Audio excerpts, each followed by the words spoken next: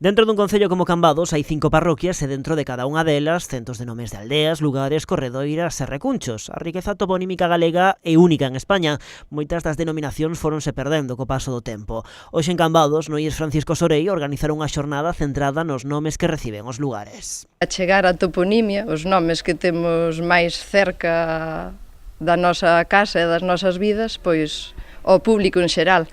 Neste caso, trátase de alumnado, de rapaces, pero era unha actividade que estaba aberta a todo o público do Concello de Cambados. A actividade forma parte da campaña Toponimízate impulsada pola Real Academia Galega e a Secretaría Xeral de Política Lingüística. A iniciativa serve para poñer en valor a diversidade de nomenclaturas da que goza o país, tamén para reivindicar que en Galicia a única versión válida, segundo recolle a lei, é a galega. Falemos na lingua que falemos. A primeira, saber que esas cousas que teñen tan próximas, eses nomes, pois teñen significado, serven para algo ou serviron para algo no seu momento.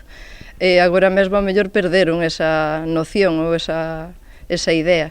E a segunda, pero igual de importante, pois ver que eses nomes son oficiais e son galegos, e son o nome que temos, a toponimia, ten un recoñecemento que é oficial e que é a propia da nosa lingua, do galego.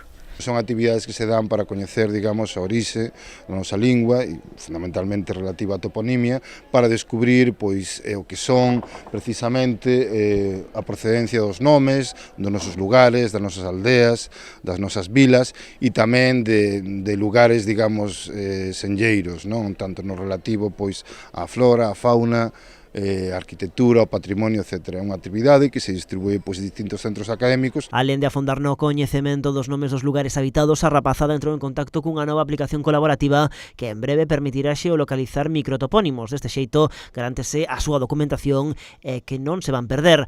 A xornada estivo conducida por Vicente Feijóo, membro do Seminario de Onomástica da Real Academia Galega.